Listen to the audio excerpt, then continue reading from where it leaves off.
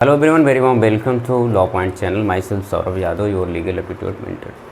बच्चों, आज हम लोग ये देखने वाले हैं कि जो CUET PG का LLB का सिलेबस है BHU का, क्योंकि आप लोगों ने पूछा था कि सर एक बार डिटेल बनाया जाए सिलेबस पे वीडियो, तो आज हम लोग डिटेल डिस्कस करेंगे सिलेबस के हर पार्ट पर और ये समझने की कोशिश करेंगे कि इस बार का क्या रहने वाला है BHU LLB के एंट्रेंस एग्ज़ाम में, क्वेश्चन के पैटर्न्स या जो सब्जेक्ट के टॉपिक्स रहने वाले हैं।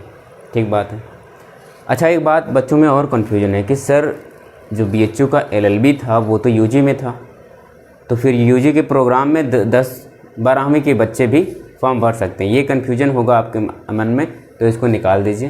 ठीक, क्योंकि LLB का जो फॉर्म भरा जाता है वो ग्रेजुएट ही भरते हैं। ठीक, पहले आप ग्रेजुएशन करिए, उसके बाद ही फॉर्म भर सकते हैं। तो आप इस बात के लिए कन्फ्यूज नहीं होंगे कि CUET UG, ठीक, तो इस बात के लिए कन्फ्यूज नहीं होंगे क्योंकि इसको रखा गया CUET PG में। ठीक, तो आप ग्रेजुएशन के बाद ही LLB का फॉर्म भर सकते हैं। ठीक बात, तो इस तरीके की कन्फ्यूजन नहीं पालेंगे आप लोग सब। ठीक बात है। अगर आपको लॉ करना ही है तो CUET UG के तहत आप क्या कर सकते हैं, BA LLB। ठीक बात है। चलो, ये कन्फ्यूजन दूर हो गया होगा। तो आओ अब हम लोग बात कर लेते हैं कि हमारा टॉपिक क्या है भाई। हम बात करेंगे CUET PG में BHU LLB का सिलेबस। ठीक बात है। डिटेल डिस्कस करेंगे इसको और समझने का प्रयास करेंगे क्या सिलेबस में दे रखा है। ठीक, इससे पहले भी हमने वीडियो बनाई है जो सिलेबस के विषय पर है, लेकिन शॉर्ट वीडियो है जिसमें हमने सिर्फ चर्चा की है क्या क्या पूछा जाएगा। आज हम लोग डिटेल में डिस्कस करते हैं। चलिए, पहला टॉपिक बच्चा यही है कि लैंग्वेज का। ठीक, लैंग्वेज कम्प्रिहेंसन। ठीक, तो लैंग्वेज कम्प्रिहेंसन में आपसे क्या पूछा जाएगा, इस पर डाउट्स है बच्चों को। तो बच्चा इसमें लिखा है लैंग्वेज कम्प्रिहेंसन। जहाँ लैंग्वेज कम्प्रिहेंसन लिखा रहता है बच्चा, उसमें हिंदी प्लस इंग्लिश दोनों पूछी जाती हैं। हिंदी प्लस इंग्लिश दोनों मिला के पूछी जाती हैं। लेकिन बच्चा BHU LLB का इतिहास रहा है कि उसने ऑप्शनल पेपर रखा है। इससे पहले भी जितने एग्ज़ाम हुए हैं BHU के लॉ के, BHU LLB के, उसमें ऑप्शनल होता था, आप हिंदी चाहे कर लेते चाहे इंग्लिश। लेकिन इस बार CUET PG हो रहा है तो उसमें कोई डिफाइन नहीं है, तो हम ये मान के चलेंगे वो क्या है भाई, दोनों का मिक्स होगा। ठीक बात, आपको दोनों ही पढ़ना। अच्छा, लैंग्वेज कम्प्रिहेंसन में क्या भाई पढ़ेंगे, तो देखो टॉपिक्स क्या क्या हैं, ज़रा इसको नोट डाउन करते चलना। आपका पैसेज आएगा। ठीक, पैसेज से सवाल रहेंगे। अब पैसेज में ही आपसे ग्रामेटिकल चीज़ें पूछी जाएंगी, चाहे वो फिलिंग द ब्लैंक्स हो, एरर की बात हो, ठीक है, या टाइटल की बात हो। पैसेज से आपसे टाइटल क्वेश्चन पूछे जाते हैं, वो सब रहेगा। तो इसमें क्या नोट डाउन करेंगे, वन वर्ड सब्स्टिट्यूशन, ठीक, आइडियम फ्रेजेस, एंटोनिम्स सिनोनिम्स, आप समझ रहे हैं ना, एंटोनिम्स सिनोनिम्स, एरर के क्वेश्चन, आप टेंस कह लें, एक्टिव पैसिव कह लें, ठीक, डायरेक्ट इनडायरेक्ट कह लें, डायरेक्ट इनडायरेक्ट। तो बच्चा ये सब पोर्शन आपको देखने को मिलेंगे आपके एग्जाम में, लेकिन बच्चा इस पैसेज में ही दिखेगा। ठीक, पैसेज में दिखेगा, ये आपसे अलग से भी पूछ सकते हैं। बाकी आप पार्ट आप स्पीच पढ़ रखा है, तो पार्ट आप स्पीच में अपने नाउन प्रोनाउन वगैरह वगैरह पढ़ रखा है। ठीक बात, वो किस में आ जाता है आपका, ग्रामेटिकल एरर में। जो हम लोग एरर वाले सॉल्व करते हैं क्वेश्चन, वो उसी में पार्ट ऑफ स्पीच कवर होता है। ठीक बात, तो ये बच्चा आपका क्या है, लैंग्वेज कम्प्रिहेंसन का सिलेबस है। सभी लोग नोट डाउन कर लें तो मैं इसको रिमूव कर दूंगा। चलिए, सभी लोग नोट डाउन करें, वीडियो को पॉज करें, नोट डाउन करें। अब मैं इसको रिमूव करता हूँ। अच्छा, तो ये बच्चा आपका इंग्लिश का सेक्शन हो गया, और इसी तरीके से सेम हिंदी का सेक्शन होगा। हिंदी का कम्प्रिहेंसन बच्चा सेम ऐसे ही होगा। ठीक है, जैसे अगर हिंदी की बात करें तो हिंदी में सेम यही होगा। हिंदी में क्या होगा भाई, वहाँ भी पैसेज ही होंगे, जिसको हम लोग क्या बोलते हैं, गद्य पद्य बोलते हैं ना। यहाँ गद्य होगा, एक गद्यांश होगा।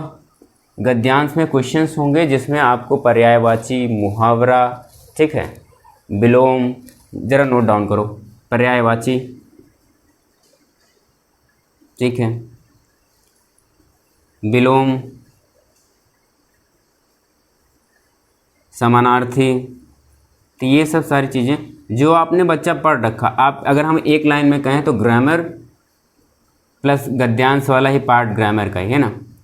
तो इसमें आपको गद्यांश दिए जाएंगे, आपका ग्रामेटिकल नॉलेज चेक किया जाएगा। ठीक बात। तो जितने आप हिंदी में पहले पढ़ते थे वही सारी चीज़ें हम भी पढ़नी है, इसमें कोई और कुछ किया नहीं गया है। ठीक बात है, सभी को ये बात समझ में आ गई। ज़रा आगे बढ़ते हैं। ठीक, इसको नोट डाउन कर लीजिएगा। आप कोई बुक ले सकते हैं, है ना, या आपके पास अगर कोई बुक होगी जिसमें हिंदी दिया हुआ होगा तो वो सफिशिएंट है। ठीक बात। या फिर आपके पास इंग्लिश पहले से कोई बुक रही होगी तो उसी बुक को प्रेफर करना है, बाकी इधर उधर नहीं भागना। हाँ, एक काम ये करना है, मार्केट से बीएमसी की प्रैक्टिस वाली बुकें ले लेना है। ठीक, उनको प्रैक्टिस करते रहना। जो भी अच्छी बुकें आ रही हैं मार्केट्स में उसको उठाइए और उसका प्रैक्टिस करते जाइए। ठीक बात है, इतनी बात सभी को समझ में आ गई।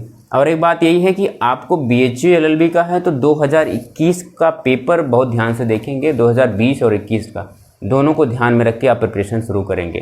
ठीक बात है। चलो आ जाओ भाई, ये बात सभी को समझ में आ गई। और बच्चा दूसरा सेक्शन है आपका मैथ्स वाला।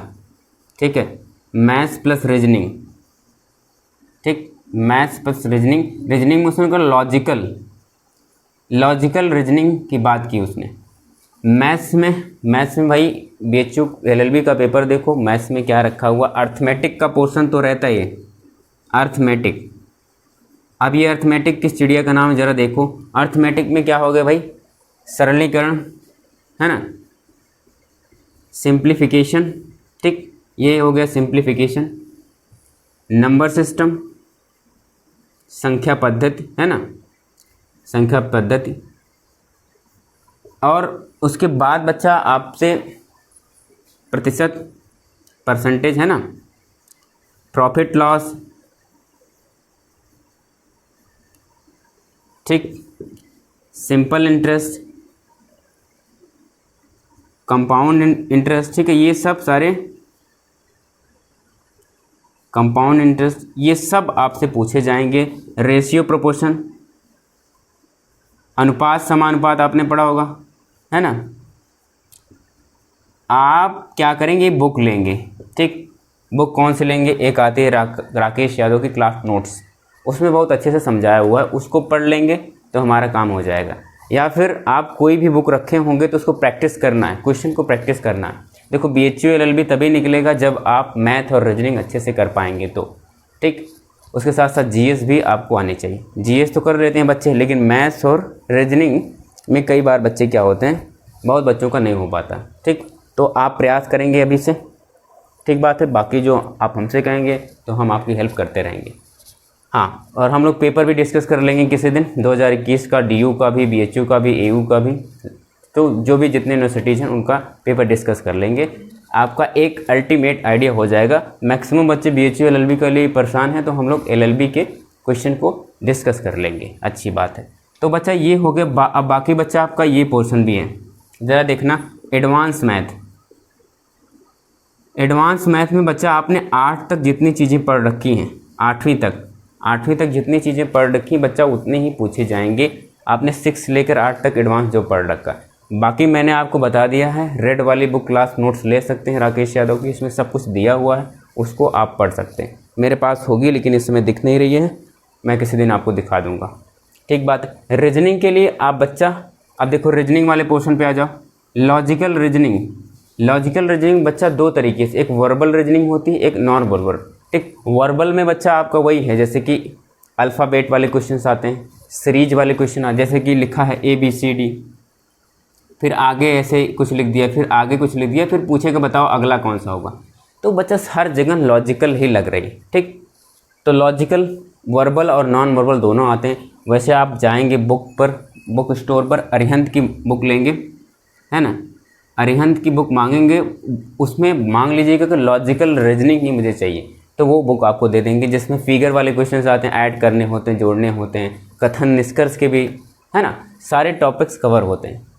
आ रही बात समझ। या फिर आपके पास कोई बुक होगी तो बुक लेने की कोई ज़रूरत नहीं, उसी से सॉल्व करिएगा, आपका दिमाग लॉजिकल हो जाएगा। ठीक बात है, आ रही बात समझ में। तो इस बुक से भी आपका काम हो जाएगा लॉजिकल रीजनिंग में। सिलेबस, अच्छा सिलेबस भी आपको बता दिया जाए लॉजिकल रीजनिंग में क्या इसको मिटाया जाए। इसको मिटाया जाए। एडवांस मैथ में बच्चा आपका मेंसुरेशन, ट्रिग्नोमेट्री, बाकी और सारे सवाल होते हैं जो आपने पढ़ा होगा। 6 से 8 तक पढ़ा है ना, सभी ने 6 से 8 तक मैथ पढ़ रखा है, तो 6 से 8 से फिर से पढ़ लेना भाई, आपका काम हो जाएगा। चलो, तो इतना परेशान नहीं होना। अगर आपको BHU ही क्रैक करना है तो फिर आपको मैथ और रीजनिंग लगा के रखनी है भाई, ठीक बात है। बाकी हम लोग DU वगैरह पे चर्चा करेंगे, ठीक। हम लोग और किसी वीडियो में चर्चा करेंगे कि BHU के लिए हम 1 मंथ में क्या पढ़ लें, क्या फोकस करें। उसी तरीके से हम लोग DU पे भी चर्चा करेंगे कि DU में 1 मंथ में हम लोग क्या पढ़ लें। अच्छा, ये लॉजिकल रीजनिंग की बात करें बच्चा, तो लॉजिकल रीजनिंग में हमने आपको बताया कि 2 तरीके से होता है। एक तो वर्बल होते हैं जहाँ आपको कुछ दिए रहते हैं, ठीक। एक नॉर्मल वर्बल होते हैं जिसमें सिर्फ फिगर रहता है। आपने बहुत सारे देखे होंगे, जैसे ऐसे बना रहता है ना, ऐसे इधर जोड़ा रहता है, ऐसे जोड़ा रहता है, ऐसे जोड़ा रहता है, ऐसे, तो एक आपको जोड़ना होता है। इस तरीके के क्वेश्चन को हम लोग नॉन वर्बल बोलते हैं, ठीक। तो इस तरीके के क्वेश्चन आपको मिलेंगे, इसलिए मैं एक टॉपिक इसलिए नहीं आपको बता रहा हूँ कि आप बुक्स ले लें, क्योंकि आपको प्रैक्टिस करना है, रीजनिंग की प्रैक्टिस करनी, मैथ की प्रैक्टिस करनी, GS के क्वेश्चन की प्रैक्टिस करनी। अदरवाइज़ आप क्या कर रहे हैं, गलत कर रहे हैं, ठीक बात है। तो ये बच्चा आपको मैथ और रीजनिंग का हो गया, ठीक बात है। इसके लिए आपके पास और कोई सलूशन नहीं है। बाकी अगर आप और देख रहे हैं कि हमारा एडमिशन इलाहाबाद में हो जाए, तो उस पर भी हम लोग चर्चा करेंगे कैसे होगा और कैसे हम लोग कंबाइंड सबका तैयारी कर सकते हैं, ठीक बात है। स्टेट यूनिवर्सिटी में आप अगर पढ़ना चाहते हैं, जो आपके आसपास अच्छी यूनिवर्सिटीज़ हैं स्टेट की, तो उसको भी आप थोड़ा लेके चलेंगे, ठीक बात है। ज़रा ये बात हम समझ गए कि भाई कि इसमें क्या क्या था, ठीक बात है। इंग्लिश हो गया, मैथ्स हो गया, रीजनिंग हो गया। एक बात है GA वाला पोर्शन, GA, ठीक है। अब बच्चा GA और GK, ठीक। इसमें आपसे करंट पूछा जाएगा बच्चा। करंट आप वही समझ जो हाईलाइटेड करंट है, चाहे वो पुरस्कार से संबंधित हो या किसी भी स्कीम से संबंधित हो, और आप लीगल से हैं तो लीगल से भी जो हाईलाइटेड मुद्दे, जैसे कि अभी मैरिज एज को लेकर संशोधन हुआ है ना, क्रिमिनल एक्ट में भी संशोधन हुआ, तो उन चीज़ों को आप ध्यान में रखेंगे करंट बेस पर। बाकी GS, अगर हम लोग सिर्फ BHU LLB की बात करें, GK में भाई आपको क्या करना है, मॉडर्न हिस्ट्री पढ़नी है। क्या पढ़ना है, मॉडर्न हिस्ट्री, ठीक। बाकी आपको साइंस पढ़ना है, ठीक। साइंस में आपको क्या पढ़ना है, बायो, फिजिक्स और केमिस्ट्री तीनों ही पढ़नी है। अब आ जाओ भाई, मिसलेनियस भी पढ़ लेना है ना, आपको मिसलेनियस भी पढ़ना है, विविध जिसको बोलते हैं, ठीक। तो विविध, और अगर आप in modern history top cover करिएगा, साइंस, मिसलेनियस आ जाएंगे। इकोनॉमी में बस बच्चा आपको बहुत ज़्यादा नहीं पढ़ना है, बस आप ये जान लें बैंकिंग सिस्टम, आरबीआई और बैंक का रिलेशन कैसे है, रेपो रेट, ये सब।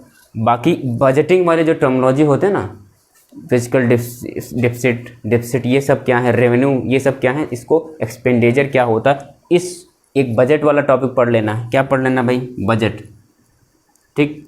और दूसरा बैंकिंग पढ़ लेना है। अब बैंकिंग में बस 2 ही टॉपिक पढ़ना भाई, एक आरबीआई और बैंक का रिलेशन, और दूसरा बैंकिंग का जो राष्ट्रीयकरण हुआ है उससे संबंधित फैक्ट, बस इतना ही।